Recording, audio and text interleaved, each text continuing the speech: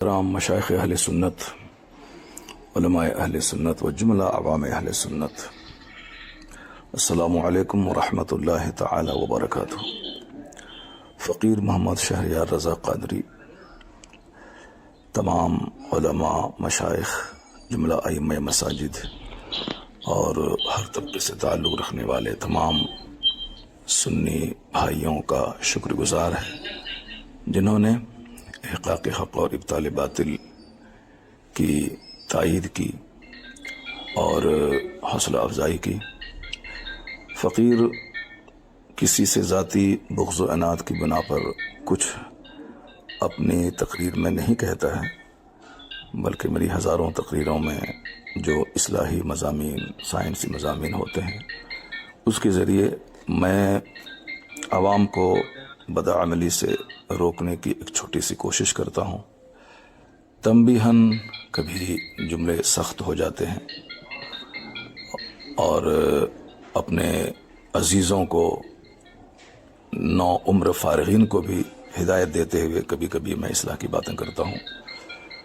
اور اپنے بڑے لوگوں کو بھی ادب کے دائرے میں رہ کر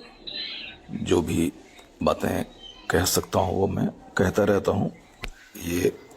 سارے لوگ جو میری تقریر سنتے ہیں اس کو معلوم ہے۔ ابھی چند دن پہلے جو کچھ ہوا، میں نے صرف دینی اجلاس کے تقدس کو بحال کرنے کے لیے اور جلسہ جو ایک واحد پلیٹ فارم ہے دین کا پیغام عوام تک پہنچانے کے لیے، جو بزرگان دین کی ایک مضبوط وراثت اور روایت ہے، اس کو ہمارے چند ناخواندہ یا کم خواندہ نعت خوانوں کی وجہ سے جو تھوڑی پریشانیاں اسٹیج کو لاحق ہیں، اس کے بارے میں بھی گاہے بگاہے میں بولتا رہتا ہوں۔ نعت خوانی کی حد تک رہے، عوام بھی قاعدے سے سنجیدہ مزاج ہو کر اپنے رہنما اور اپنے شعراء کو سنیں۔ تو اسی سلسلے میں کیا ہوا کہ میں نے اپنے ان عزیزوں کو ڈانٹا کہ بالکل یہ انداز نعت خوانی درست نہیں ہے، کسی بھی طرح مذہبی اسٹیج کے لائق یہ نہیں ہے۔ تو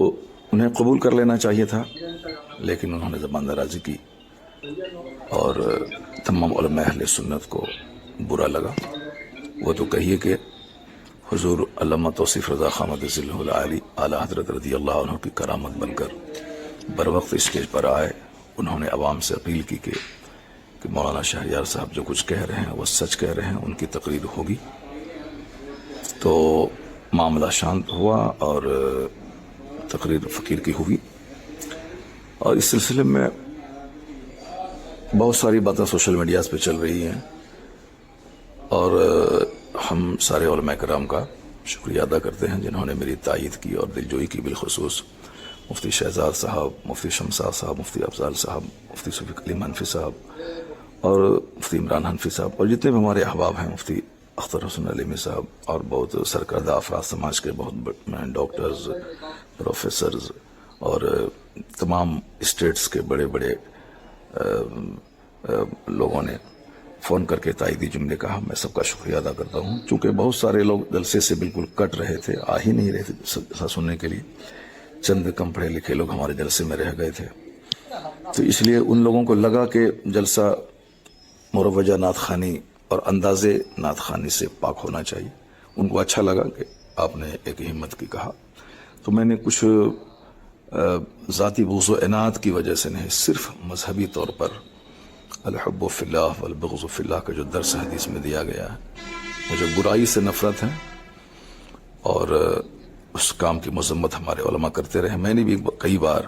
اپنے بڑوں کے ٹوکنے پر میں نے توبہ کی ہے۔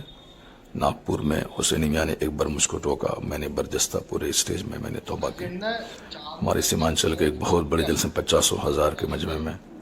غالباً میں نے آج سے 15-20 سال پہلے سبقت لسانی سے کچھ جملے نکلے، ہمارے مشائخ نے مجھے ٹوکا، میں نے فوراً برجستہ میں نے توبہ کی۔ یہ تو ہمارے بزرگوں کا طریقہ رہا ہے، اس پر عمل کرنا چاہیے اور اس طرح سے زبان درازی نہیں کرنی چاہیے۔ البتہ اب رہی بات، کفیل امبر نے فون کر کے انہوں نے معافی مانگی ہے اور اپنے کیے پر سخت ندامت کا اظہار کیا ہے، تو حدیث پاک پر عمل کرتے ہوئے میں اسے معاف کرتا ہوں اور گزارش کرتا ہوں کہ مرتے دم تک کبھی بھی علماء مشائخ کی گستاخی نہ کریں. اللہ رب العزت نے جو عزت دی ہے تو اس عزت کو شرعی حدود میں رکھتے ہوئے اس نعمت کا شکر ادا کریں اور کبھی بھی اپنے ترفع اور گھمنڈ کا مظاہرہ نہ کریں. خاموشی میں نجات ہے. بہت ساری باتیں مصلحتاً خاموش رہنے سے ختم ہو جاتی ہیں. باقی رہی بات اگر ہمارے جملے سے کسی کو دل آزاری ہوئی ہے، جیسے اپنے بچے کو لوگ روزانہ ڈانٹ ڈپٹ کرتے ہوئے بہت ساری باتیں کرتا ہے، یہ ہمارے چھوٹے عزیز ہیں، اگر میرے جملوں سے کچھ دل آزاری ہوئی ہے ان عزیزوں کو